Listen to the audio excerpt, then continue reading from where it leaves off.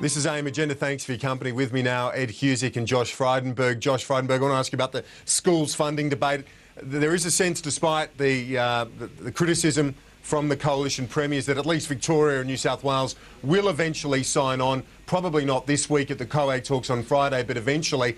It's pretty hard to knock back $4 and $5 billion respectively. Well, let's see what actually happens at COAG before we reach a conclusion as to which states are going to jump on board. But, you know, let me just say at the outset, Kieran, I mean, I agree with Thomas Jefferson when he said education is the first defence of the nation. And I do believe we need to get better outcomes in education, because it's just not good enough that in Australia an average 15-year-old maths student is about 2 to 3 years behind his Shanghai counterpart. But what the government's proposed here is, you know, is just not more money for education.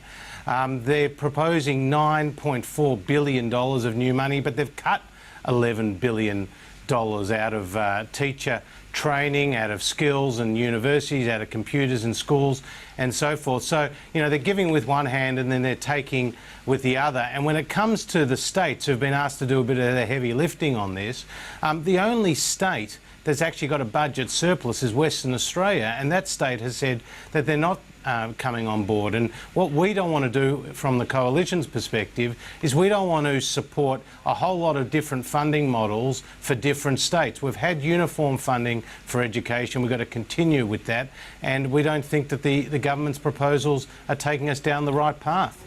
Whether, Ed Husic, whether you agree with the merits or not of the funding model itself, the politics of it suggest that you could have a dog's breakfast. That's the reality, isn't it, this election year, that you probably won't get all the states on board. And how is it viable then to have 2 or 3 hold out? It's not workable, is it?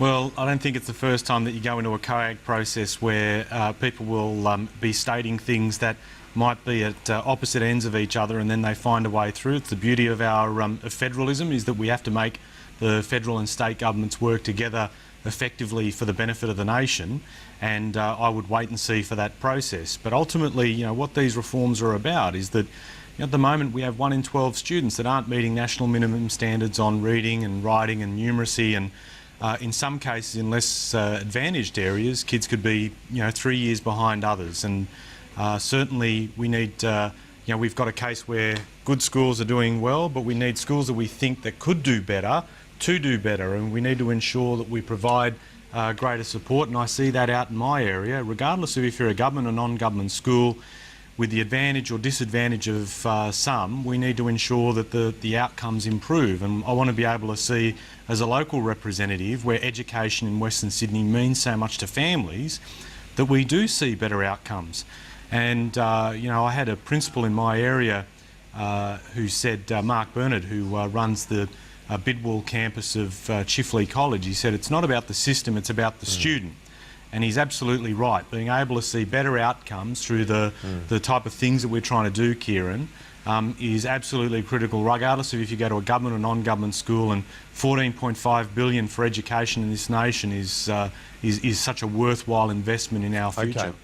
All right, gentlemen, we have had a very heavy discussion this morning, and I do want to finish on a lighter note, if we can, this morning, this Wednesday. I know that you're very passionate about the Western Sydney Wanderers, Ed Husic. You'll be heading to the final this weekend, I guess. I know who I sing for, and I sing for Wanderers.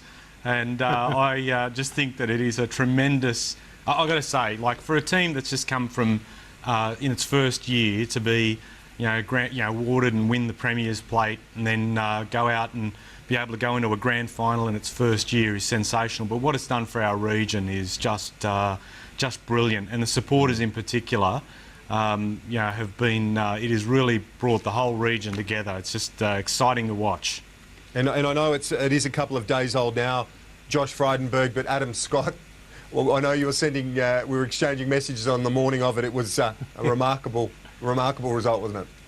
Well, you're too humble to say, Kieran, that you tweeted the night before that Adam Scott would win, so well done to you. Amazing personal effort by him, putting those long putts on the 17th and the 18th, or 18th, sorry, and the first hole, and the second hole of the playoff were incredible. But it's great for Australian sport, and I thought he was so humble in the press conference afterwards, and paying tribute to Greg Norman, another great Australian sportsman. And you know, we've had a pretty good few years with Cadel Evans winning the Tour de France, and now Adam Scott winning the Masters, and let's hope it continues with the London Marathon even.